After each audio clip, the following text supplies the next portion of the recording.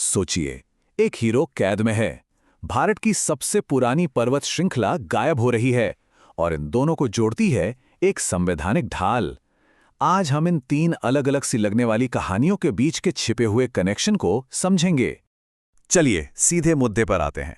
Film 3 idiots का रेंचो सबको याद है ना? लेकिन क्या हो अगर कोई कहे कि जिस असली इंसान से ये किरदार प्रेरित था उन्हें अरेस्ट कर लिया गया?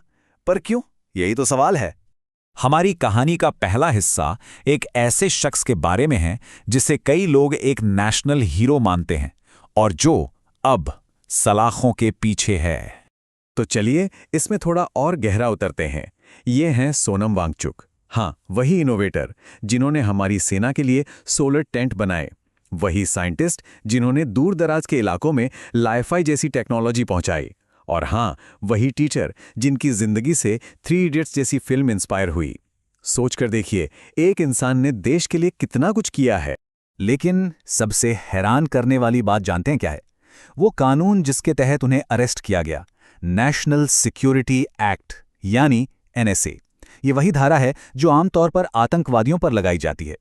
तो सवाल तो उठता है, देश के लिए इतना कुछ करने वाले पर देशद्रोह जैसा आरोप क्यों? तो एक नेशनल हीरो ने आखिर ऐसी क्या मांग कर दी कि ये नौबत आ गई?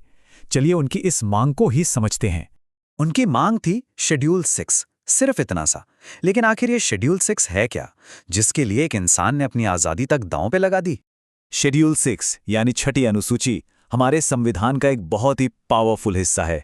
ये कुछ खास राज्यों में वहाँ के आदिवासी समुदायों को ये अधिकार देता है कि उनकी ज़मीन, उनके नेचुरल रिसोर्सेज जैसे जंगल और खनिज पर उनका अपना कंट्रोल होगा, सेंटर का नहीं। तो ये शेड्यूल 6 असल में एक कॉन्स्टिट्यूशनल शील्ड यानी एक संवैधानिक ढाल की तरह काम करता है। आइए देखते हैं ये ढाल कैसे बचाव करती है। अब ये ढाल काम कैसे करती है? देखिए, जहां शेड्यूल 6 नहीं है वहां सेंटर के कानून चलते हैं। बड़ी बड़ी कंपनियां आसानी से जमीन ले लेती हैं और रिसोर्सेज का जमकर शोषण होता है। लेकिन जहां शेड्यूल 6 है ना, वहां स्थानीय लोगों का राज चलता है। उनकी परमिशन के बिना कोई पहाड़ नहीं खोद सकता, कोई होटल या इंडस्ट्री नहीं बना सकता, सब कुछ उनके कंट्रोल। और इसका जीता जागता उदाहरण है हमारा north east India. Assam, Meghalaya, Tripura, Mizoram, इन सब राज्यों में कुदरती संसाधन भरे पड़े हैं और वहां के जंगल और खनिज आज भी इसलिए सुरक्षित हैं क्योंकि शेड्यूल 6 उन्हें बाहरी शोषण से बचाता है। और सोनम वांगचुक लद्दाख के लिए ठीक यही सुरक्षा कवच मांग रहे थे। उनका कहना सिंपल था कि लद्दाख का एनवायरनमेंट बहुत नाजुक है। अगर यहाँ बड़े बड़े इंडस्ट्रीज और माइनिंग शुरू हो गए तो यहाँ के ग्लेशियर पिघल जाएंगे और स्थानीय लोग बर्बाद हो जाएंगे, बिल्कुल वैसे ही जैसे धनबाद और झरिया में कोयला निकालने के बाद हुआ। अब कहानी में एक नया मोड़ आता है। अब हम एक ऐसे संकट की बात करेंगे जहां ये ढाल है ही नहीं और नतीजा बहुत भयानक हो सकता है। ये है अरावली पर्वत का संकट। जरा सोचिए, अरावली दुनिया की सबसे पुरानी पर्वत श्रृंखलाओं में से एक है, 2.5 करोड़ साल पुरानी। आज ये 800 किलोमीटर लंबी एक दीवार की तरह खड़ी है जो थार रेगिस्तान की रेत को दिल्ली और आगे बढ़ने से रोकती है। लेकिन अब एक नए कानून ने इसके अस्तित्व पर ही सवाल खड़ा कर दिया है। और वो सवाल कितना बड़ा है, बस इस नंबर को देखिए, 93%। तो ये 93% क्या है? इसका मतलब है कि अरावली का 93% हिस्सा अब काटे जाने के खतरे में है। क्यों?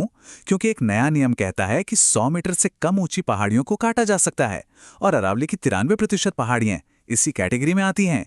अब 100 मीटर कितना होता है? अंदाजा लगाइए, एक 30 मंजिला बिल्डिंग जितना।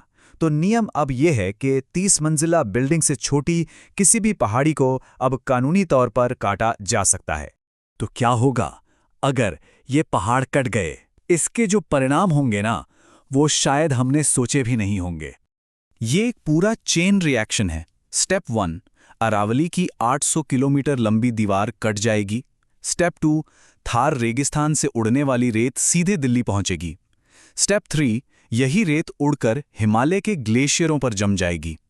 अभी क्या होता है, बर्फ सूरज की गर्मी को रिफ्लेक्ट कर देती है, वापस भेज देती है, लेकिन रेत गर्मी को सोख लेती है। इससे क्या होगा? स्टेप 4, ग्लेशियर बहुत बहुत तेजी से पिघलेंगे। और आखिरी स्टेप 5, ये सारा पानी गंगा और यमुना में आएगा और आखिर में बिहार जैसी जगहों पर भयानक बाढ़ लाएगा। तो सोनम वांगचुक जेल में है, अरावली कटने वाली है, लेकिन ज्यादातर लोगों को शायद कोई फर्क नहीं पड़ रहा। स्रोत में इस हालत को भीड़ तंत्र कहा गया है। मतलब एक ऐसी भीड़ जो चाहती तो है कि कोई उनके लिए लड़े, लेकिन जब लड़ने वाला खुद मुसीबत में पड़ता है तो वो भीड़ उसके लिए आगे नहीं आती। और आखिर में ये सारी बात इस एक लाइन पर आकर रुकती है। भूगोल हमारी अर्थव्यवस्था तय करता है। हमारी जमीन, हमारे पहाड़, हमारी नदियां, यही हमारे भविष्य का फैसला करती हैं। तो जाते जाते एक सवाल छोड़ जाता हूं। जब एक 2.5 करोड़ साल पुरानी 800 किलोमीटर लंबी पर्वत श्रृंखला को काटा जाता है, तो इसकी असली कीमत कौन और कैसे चुकाता है, इस पर सोचना जरूरी है।